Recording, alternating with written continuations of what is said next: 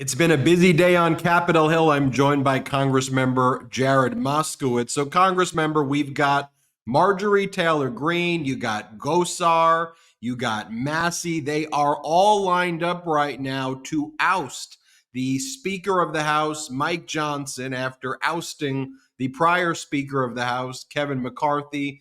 A mess, a just total chaos caused by your colleagues in the Republican Party. What do you make of everything and where we are now? Yeah, no, they haven't made enough history in removing one speaker, impeaching a cabinet secretary, and throwing out one of their own members in George Santos. Miss him a little bit. And so, now they want to make more history and throw out another speaker. And they want to do that as punishment for standing with our allies, Ukraine and Israel, and not just those two allies, but sending the message to the world that you can still depend on the United States. You can still depend on Western democracy. We can still function as a country. All of our allies need to see that. But instead, what they want is they want it to fail so that Russia and China are emboldened, right? They're America first. Their foreign policy is America last. Okay, this isolationist policy, when we retract, China and Russia fill the void. So, you got Marjorie and Massey, right? You got Gosar, right? The Three Stooges or the Three Little Pigs. These people want to throw us off the cliff. I mean, I've been very clear. There is no way in God's green earth I'm going to stand by and let Marjorie Taylor Greene, Putin's special envoy to Congress, take over the people's house.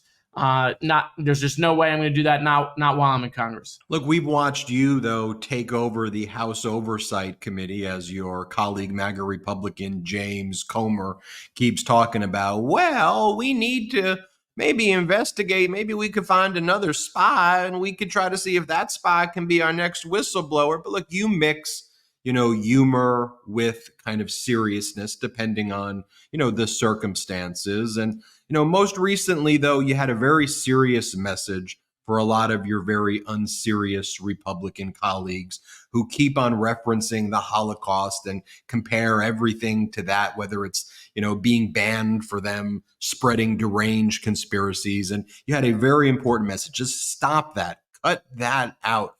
How important was that message, for you to deliver? And do you think they've got the message? And what was going through your mind at that time? Yeah, well, first, it's enough. It's enough of Marjorie's colleagues sitting there looking normal while she's saying the reason why we can't support Ukraine is because they're like Germany in the late 30s and early 1940s. No, they're not. The Ukrainians are not the Nazis.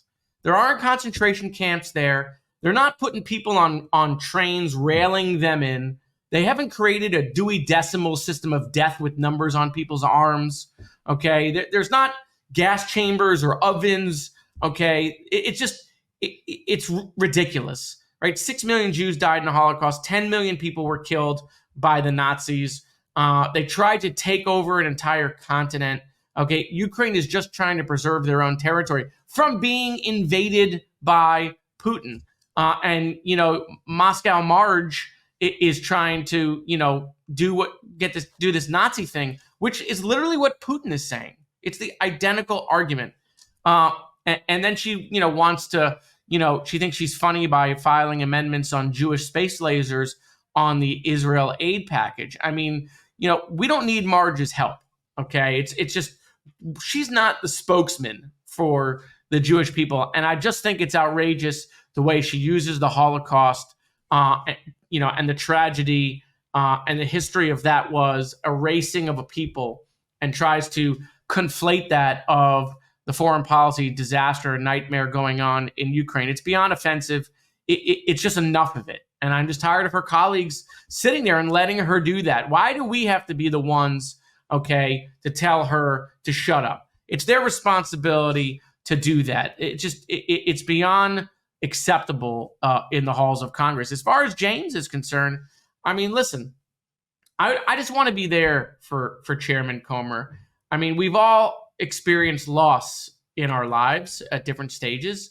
There's no right way to grieve. The loss of the impeachment hearing for him has probably left a tremendous hole in his heart, and he's trying to figure out who he is now. He's searching and looking, and I just want the committee to wrap our arms around him. That committee was we were talking about Chinese propaganda. We've already lost James to Russian propaganda. We got to make sure we don't lose him to Chinese propaganda. So we got to put a force field around him to keep him away from the Chinese.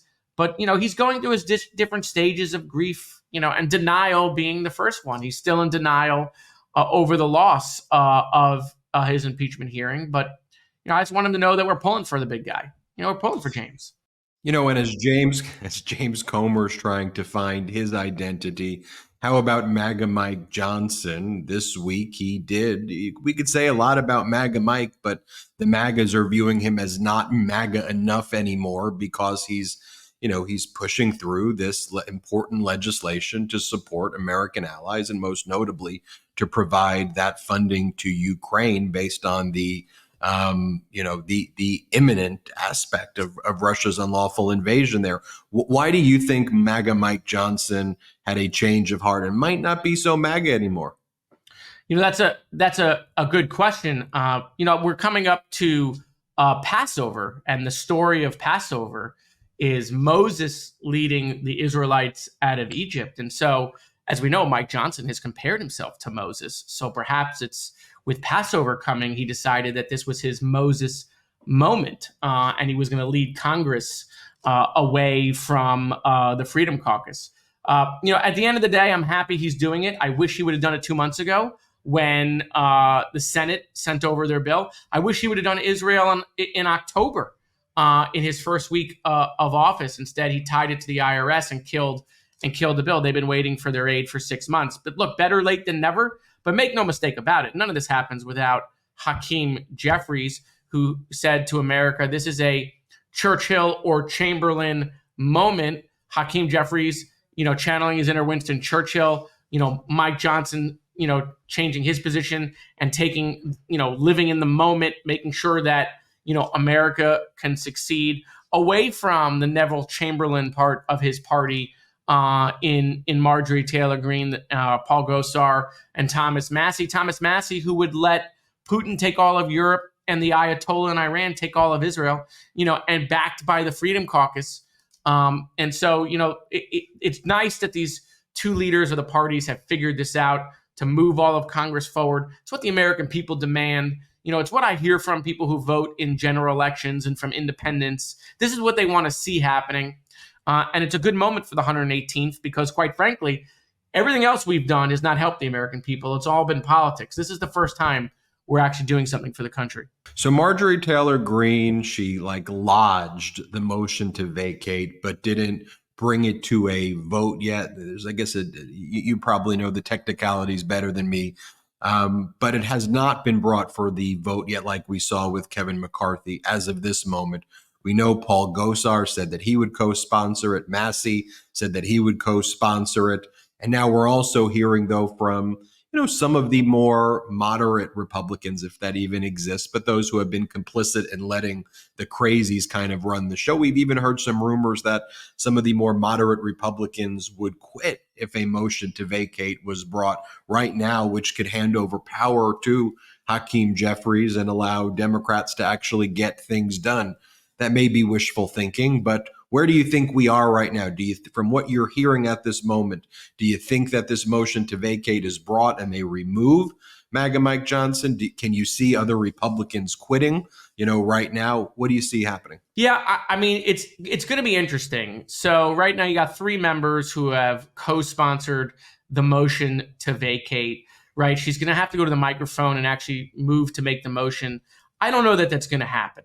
They keep messaging that they want Mike Johnson to resign. So it looks like they're trying to force a John Boehner situation rather than a Kevin McCarthy situation. And maybe we'll see more members sign on to the motion to vacate and trying to force him into resignation. Mike Johnson should not resign. He should not cave into the extremists in his party. As far as what Democrats are going to do, I mean, obviously, we're going to get together with Hakeem Jeffries and move as a family. But I can tell you as one member, I am never letting Marjorie Taylor Greene take over this place. I'm not letting her go to the well of Congress right, as Putin's mouthpiece and take over the people's house. Never going to happen. I'm never going to let her and Thomas Massie and Gosar, who want the world to burn, and sit by and just watch it set on fire. No, I'm going to come with a bucket of water and douse out the fire and stop the lunacy that these people want to happen. And so, I don't know what will happen. We'll have to see how this plays itself out. Democrats advance the rule in committee. Democrats advance the rule